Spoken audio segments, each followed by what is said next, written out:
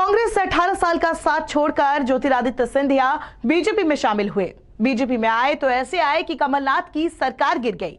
अब साल भर बाद उनके पुराने दोस्त राहुल गांधी ने उन्हें ताना मारा है, जिसके बाद सियासत भी शुरू हो गई है।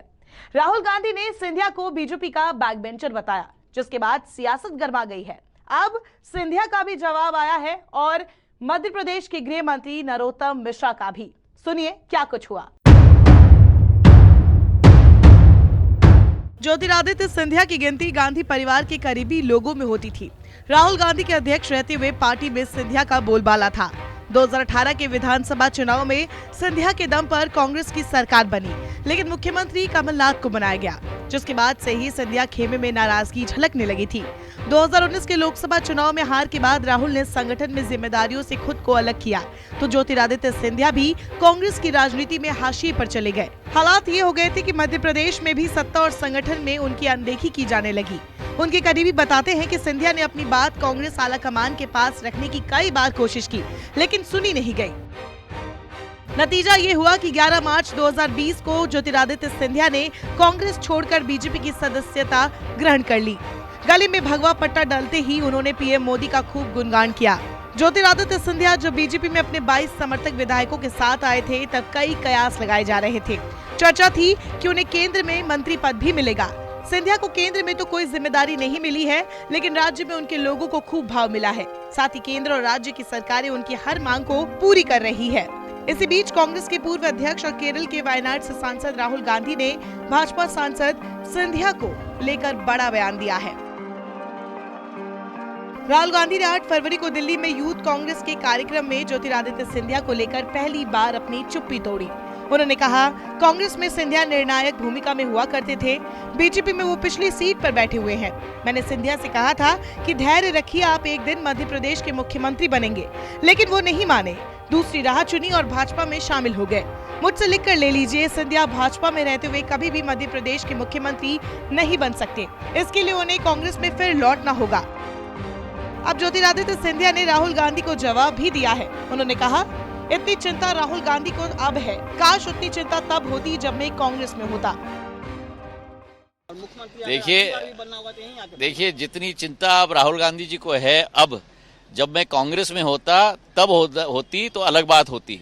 बस इतना ही मुझे कहना है राहुल गांधी जी के बारे में। सवाल उठा रहे हैं। बस बहुत बहुत धन्यवाद, और कुछ मुझे कहने की जरूरत नहीं है। Thank you. वह इस मुद्दे पर मध्य प्रदेश के गृह मंत्री ने भी प्रतिक्रिया दी है। नरोत्तम मिश्रा ने कहा, बहुत जल्दी राहुल गांधी को समझ में आ गया कि मध्य प्रदेश में सिंधिया जी के बगैर कांग्रेस शून्य है। आप खुद सुनिए मंत्री महोदय ने क्या कुछ कहा। बहुत जल्दी समझ में आ गया आदरणीय राहुल गांधी जी को कि बिना सिंधिया के मध्य प्रदेश में कांग्रेस शून्य है। अच्छा, अगर मान लो वो ऐसा कर सकते हैं तो एक प्रयोग करें, राजस्थान में सचिन पायलट जी को बना दें।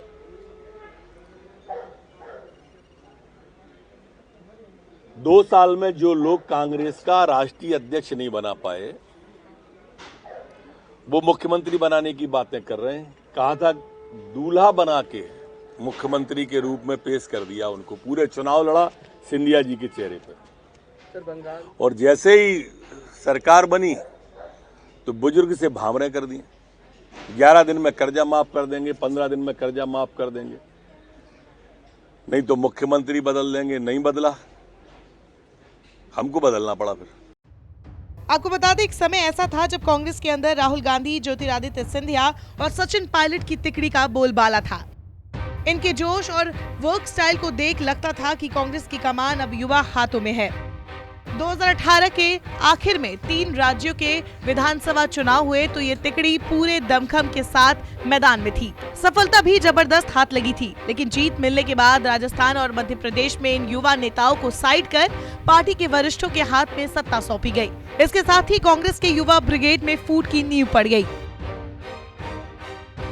राहुल के ताने पर अब सवाल है कि उन्होंने क्यों नहीं इन युवाओं को मौका दिया, या फिर जिस फुर्तीले अंदाज में राजस्थान में पायलट को मनाया गया, सिंधिया के वक्त कांग्रेस में कहां कमी रह गई।